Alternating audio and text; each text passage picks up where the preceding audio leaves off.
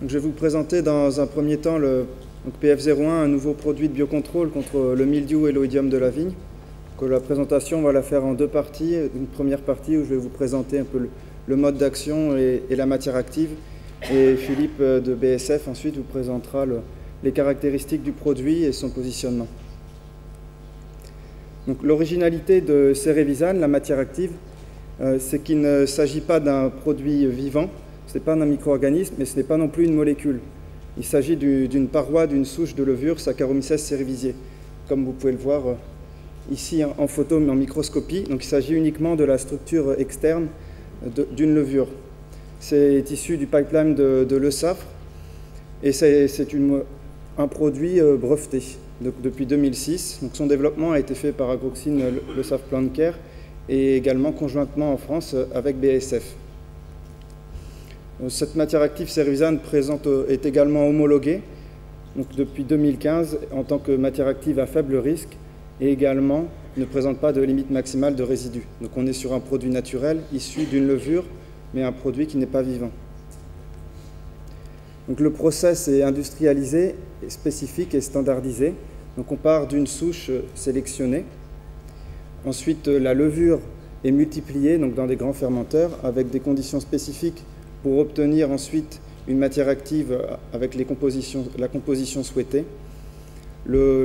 Ensuite, la spécificité consiste à séparer et extraire la paroi de la levure du reste de la levure, tout en conservant à la fois sa structure tridimensionnelle et en préservant les molécules actives constituant cette paroi, donc comme des oligosaccharides, les glucanes, les mananes, des protéines, mais aussi lipides et des chitines. Enfin, il y a toute la spécificité du séchage, donc pour être capable de conserver un produit organique au moins 2 ans et d'avoir des petites particules qui permettent une bonne répartition sur la plante et une bonne reconnaissance, notamment par la vigne. Donc, comme vous pouvez le constater, vu la composition avec des oligosaccharides, de la chitine ou des protéines, le Cerevisan n'a pas une action directe contre le pathogène, mais agit sur la plante comme stimulateur des défenses de la plante. C'est-à-dire que PF01 va mimer une attaque de pathogène. Donc, la matière active Cerevisan est reconnue par la plante.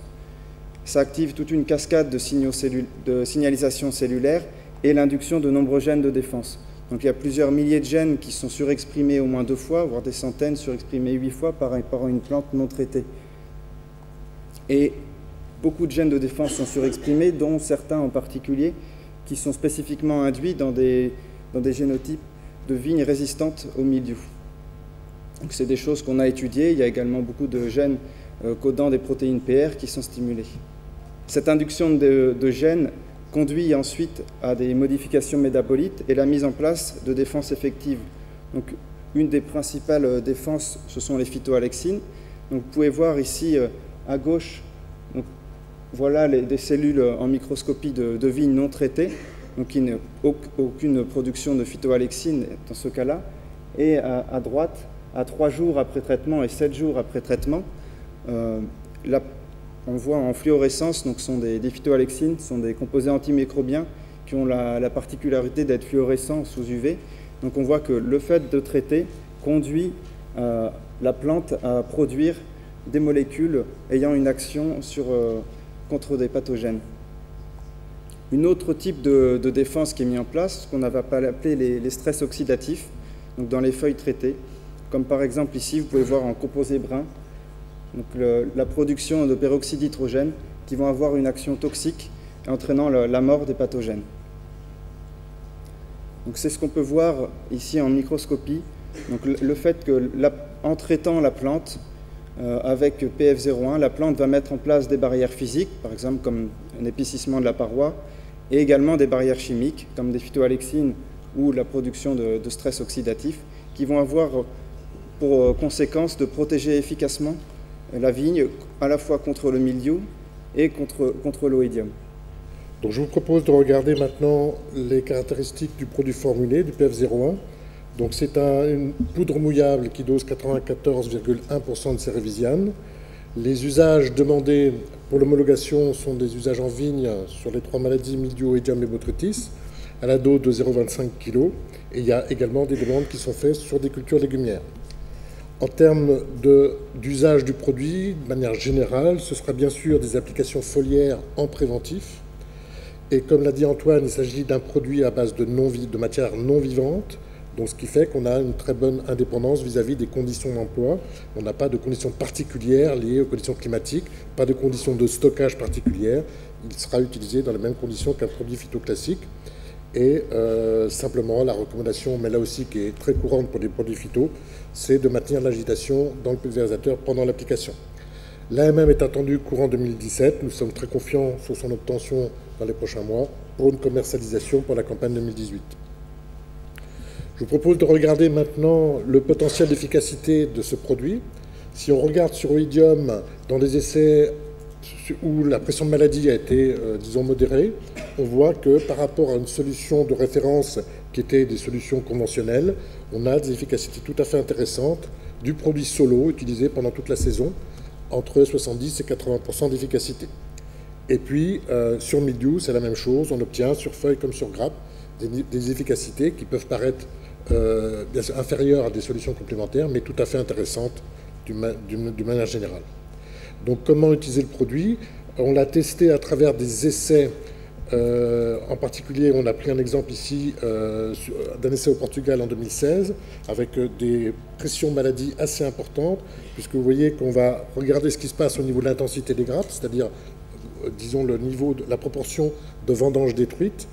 Vous voyez que dans cet essai, dès la notation du mois de juin, on est déjà à 30% de la vendange qui a été détruite, et on a comparé donc une dose pleine de cuivre en bleu avec une demi-dose en vert, le produit solo, le PF01 en jaune, et une association du PF01 avec une demi-dose de cuivre qui est en brun. Vous voyez qu'à la première notation au mois de juin, on a une efficacité du produit solo qui est quand même qui n'est pas négligeable puisqu'elle est de 60%, et on a les produits à base qui sont soit cuivre solo, soit association, qui se comportent très bien. Alors après, effectivement, dans le sud de la saison, on a une augmentation très forte de la pression maladie, puisque vous voyez qu'on monte jusqu'à les 3/4 de la vendange détruite, 80% de la vendange détruite. Donc dans ces conditions, effectivement, le produit solo n'arrive pas à suivre, mais on voit que mélangé avec une demi-dose de cuivre, il permet de maintenir le niveau d'efficacité de la dose pleine. Donc on a une efficacité de ce mélange qui permet une réduction de 50% de la dose de cuivre sur le programme. Autres essais qui sont la comparée à des solutions complémentaires. On est ici en Italie en 2013 sur une comparaison et une association avec une dose réduite de mancozeb. Donc on a 60% de la dose de mancozeb, et vous voyez que l'association de cette dose réduite de mancozeb et de PF01 permet d'améliorer le niveau de performance de la protection et d'avoir des différences statistiques et tout à fait significatives avec effectivement la dose réduite de mancozeb. La même chose sur un autre essai en Espagne où là c'était avec environ 80% de la dose de méthyram habituellement utilisée, en tout cas en France. Et donc on voit que même si là on n'a pas de différence statistique au niveau de cet essai, mais on a une amélioration significative des valeurs de la protection, que ce soit sur feuille ou sur grappe. Un essai sur Oïdium, et là, l'essai est basé sur un programme classique à base de solutions conventionnelles. Donc vous avez les différents traitements qui ont été faits avec des anti-Oïdium classiques. Vous avez donc en noir la pression maladie, là on est en intensité sur feuille, là aussi on voit que la pression maladie était relativement importante. Vous avez en bleu sombre donc l'efficacité du programme conventionnel à pleine dose. En bleu clair, ce même programme, mais à une dose réduite. Et vous voyez qu'en mélangeant du PF01 avec ce programme à dose réduite, on retrouve l'efficacité de la dose pleine. Et donc, on a pu avoir un niveau de protection tout à fait satisfaisant contre l'oïdium, avec une réduction de l'ensemble des intrants mis sur le programme. Pour résumer, donc, le PF01, c'est une bonne efficacité, et en particulier sur des pressions de maladie faibles à modérées. Donc ça, c'est quelque chose qu'il faudra prendre en compte. L'application devra bien sûr être en préventif. C'est des conséquences du mode d'action du produit qui vous a été décrit. Donc il faudra effectivement éviter des applications en situation de curativité. Quand on note le produit, qu'on évalue son efficacité, il faut bien sûr mettre en parallèle la dynamique de la maladie, comme on l'a vu à travers les exemples cités. L'intervalle entre les applications sera bien sûr lié à celle du partenaire avec lequel il sera mélangé. On rappellera, mais comme pour tout produit phytosanitaire, l'importance de la qualité de l'application. Et donc, nous recommanderons le PF01 en association avec des solutions conventionnelles et avec possibilité donc, de moduler la dose de ces partenaires. Donc en termes de stratégie dans le programme, pour nous, il y aura deux parties dans lesquelles le produit pourra s'insérer de manière assez intéressante. C'est soit en gardant au centre les protections avec des solutions sur cette période clé, des solutions conventionnelles, de le positionner soit en début de protection lorsqu'on est en phase d'installation de la maladie, soit au contraire en fin lorsque l'installation de la maladie aura été maîtrisée pendant les premières parties du programme, de les mettre plutôt sur la fin. Et donc, on associera avec des partenaires dont on pourra gérer la dose de manière raisonnée. Il faudra bien sûr prendre en compte, d'une part, la sensibilité du cépage, l'historique de la parcelle, si on a un historique fort ou faible ou moyen sur la maladie considérée, et puis, bien sûr, sur les conditions de pression maladie de l'année et du moment. Juste pour finir, un petit commentaire général sur le biocontrôle. Pour nous, il est clair que le biocontrôle, ce sont des solutions d'avenir. Je veux juste rappeler que, pour BASF en particulier, mais pour la filière viticole en général, on a quand même une expérience qui est quand même significative de plus de 20 ans de pratique de solutions de biocontrôle. C'est la confusion sexuelle en particulier. Et si on fait le bilan de cette expérience qu'on peut avoir sur la pratique de ces solutions de biocontrôle, eh bien, on peut rappeler que ce sont des solutions complémentaires, donc qui vont venir s'ajouter à la palette des méthodes de lutte dont le viticulteur dispose, le conventionnel, le bio, la prophylaxie et éventuellement donc aussi les solutions génétiques. Et que pour toute solution de biocontrôle, il y a forcément une phase d'apprentissage au niveau des techniciens et après une nécessité d'accompagner le viticulteur pour l'intégration de ces solutions dans son programme. Je vous remercie.